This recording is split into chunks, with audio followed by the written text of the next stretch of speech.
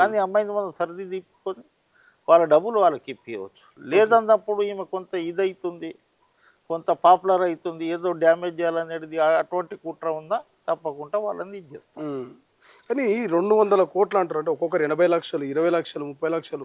So చాలా దారుణంగా ఉన్నది. ఎందుకు ఈ రాష్ట్ర ప్రభుత్వం దీన్ని సీరియస్గా తీసుకుంటలేదు ఈ కేసు విషయంలో? ఎందుకంటే దగ్గర దగ్గర 100-200 కోట్లు అంటే ముచ్చట కాదు కదా. అందరు నిరుపేద కుటుంబాలే, బంజారాలు, ఎస్సీలు, బీసీలు. ప్రభుత్వానికి ఏముంటుందండి, ప్రభుత్వం ఎందుకు ఇది చేసుకుంటుంది? 200 కోట్ల రూపాయలు తీసుకుంది, పోలీసు వాళ్ళు సమాచారం ఇస్తారు, ఇది కరెక్ట్ అన్నప్పుడు యాక్షన్ తీసుకుంటాం. ఓకే, అది పోలీసు వాళ్ళు ఇన్వెస్టిగేషన్ చేస్తారు ఎక్కడ ఏమైందని. మా దగ్గర నార్కో టెస్ట్ ఉంది, నా దగ్గర ఓకే, నార్కో టెస్ట్ ఉంది నా దగ్గర. మా వాళ్ళకు ఒక టీం ఉంటుంది, మాకు పంచాయతీ చేయడానికి బంజారాలో ఒక టీం ఉంటుంది, నాయక్ కార్భారీ అటువంటి నార్కో టెస్ట్ చేసేస్తాం. ఎవరు అబద్ధం ఆడుతుర్రో తేలిపోతుంది ఒక 2 గంటలల్లా, అది డిసిషన్ ఇస్తాం. ఇప్పటి వరకు రాముల్ నాయక్ వచ్చిన ఇన్పుట్స్ ఏంటి? అంటే మంగ్లీ తప్పంటారా లేకపోతే బాధితులది తప్పంటారు? ఏమంటారు మీకు వచ్చిన? ఇద్దరు 50-50 అనుకుంటుందని నేను. వీళ్ళది తింటే వీళ్ళది మంచిగా అనిపిస్తుంది, మంగ్లీ అంటే మంగ్లీది అంటుంది. ఇద్దరిని ఒకటే దగ్గర కూర్చొని మాట్లాడితే తేలిపోతుంది. అది పంచాయతీ. ఇది నేను ఏమంటున్నా అంటే, తాండలో ఏదైతే పని మంగ్లీకి తెలుసు, ఆ బాధితులకు తెలుసు. తాండలో ఏదైతే డిసిషన్ తీసుకుంటారో ఆ డిసిషన్కి కట్టుబడి ఉంటారు. అటువంటి నీ మీద ఆరోపణలు వచ్చినప్పుడు నీ కులంలో పెద్ద మనుషులు ఎవరైతే ఉన్నారో నీకు భయం లేకుండా నువ్వు రావాలి. నీకేం ఇది కాదు కదా, రాములు నాయక్ తెలియనోడు కాదు కదా. ఆ పిల్లలు మధుసూదన్ కానీ తర్వాత ఎవరైతే బాధితులు ఉన్నారో వాళ్ళకి తెలియని కాదు కదా. అన్న దగ్గర పోతే తిడతాడు, రకరకాలుగా ఇది చేస్తాడనే భయంతో రాకపోవచ్చు. ఇప్పుడు ఇదే మంగ్లీ మీద ఎవరైతే అడ్వకేట్ ఉన్నాడో, సుబ్బారావు అంటే ఆయన ఎవరైతే ఉన్నాడో, ఆ అడ్వకేట్ చెప్తా ఉన్నాడు, మంగ్లీకి చాలామంది సెంట్రల్ మినిస్టర్లు తెలుసు, వాళ్ళతో వీళ్ళతో ఫోన్లు చేస్తుంది, నాకు ప్రాణహాని ఉంది, నన్ను చంపేస్తామని బెదిరిస్తారు, నన్ను చాలామంది ఫాలో అవుతున్నారు అంటున్నారు. సో దీన్ని ఎట్లా చూస్తారు మీరు? ఆ బాధితుల పక్షాన్ని నిలబడి అడ్వకేట్కి ఇన్ని బెదిరింపులు వస్తూ ఉన్నాయి. సుబ్బారావు అనే అడ్వకేటు తొందరపాటు చేస్తాడు. ఎమ్మెల్యే తండ్రి చేసిండని అన్నాడు. అవును, ఒక ఎమ్మెల్యే తండ్రి కూడా నాకు ఫోన్ చేయించిందని చెప్తున్నాడు. ఇప్పుడు మా దగ్గర ఎవరన్నా వస్తే మేము ఫోన్ చేస్తాం. అట్లా శ్రీశైలం ఫోన్ చేసినట్లు నాకు సమాచారం ఉంది. ఓకే, ఆయన దగ్గర ఎవరన్నా పోతే ఏముంది ఏంది అనేది చెప్తాడు.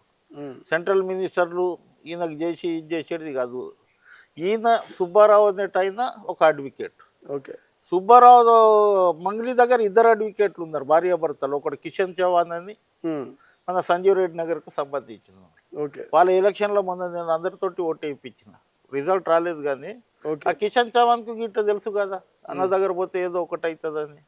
వాళ్ళ స్వార్థం గురించి వాళ్ళు ఏదో ఫేమస్ కావాలని ఆమెను రానియకుండా చూస్తుండొచ్చు. ఇప్పుడు శ్రీశైలం యాదవ్ మీరు కూడా సన్నిహితులే కదా, సో శ్రీశైలం యాదవ్ మీకు చెప్పుంటారు కదా ఎంతో కొంత ఈ కేసుకు? ఈ దాని మీద నేను అసలు డిస్కస్ చేయలేదు. నేను అనుకున్న అవగాహన ఉంది నాకు. ఓకే, సిటీలో ఇప్పుడు మంగ్లీ శ్రీశైలం దగ్గర మొన్న పోయింది, లంచ్కు పోయింది, అంతా ఒక నెల రోజుల ముందు. అట్లా అన్న ఇట్లా నా మీద చేస్తారు అంటే జనరల్గా చేస్తారు కదా, అది ఏముంది. దానికి ఒక ఎమ్మెల్యే తండ్రి నాకు ఫోన్ చేసిండు, అట్లా అది చేస్తారు, జనరల్గా చేస్తారు. ఏమైంది భయ్, ఏంది సుబ్బారావు, కూర్చొని మాట్లాడదాం, అట్లా ఏమన్నా ఉంటే అని చెప్పిండొచ్చు కాక భయపెట్టించింది ఎక్కడ ఉంది. సో ఫైనల్గా ఏం చెప్తారు? అంటే మొత్తం అంతా బంజారా బిడ్డలే ఉన్నారు. సో ఈ కేసు మీద రాముల్ నాయక్ ఏం చెప్పదలుచుకున్నారు ఫైనల్గా? ఈ కేసు నేను ఇంతకు ముందే చెప్పినా కదా, ఈ కేసు అందరికీ న్యాయం జరగాలంటే ఇక్కడ తాండా పంచాయతీ అని ఉంటుంది. ఓకే, 33 జిల్లాల కెంచి కొంతమందిని పిలుస్తాం. ఒక రాములు నాయకే కాదు కదా, ఆల్ ఇండియా బంజారా సేవా సంఘ అధ్యక్షునిగా మాకు ఒక టీం ఉంటుంది. అందరినీ జిల్లాకించి ఒక మనిషిని పిలిచి ఏం జరిగింది, ఇవాళ నుంచి ఈ ప్రచారం బంద్ కావాలంటే బంద్ అయ్యింది. ఓకే, అంత కెపాసిటీ ఉన్నోళ్ళం మేము, అంత ఈజీగా ఇది కాదు. అట్లా ఎన్నో పంచాయతీలు ఎన్నో ఇది చేస్తూ ఉంటాం.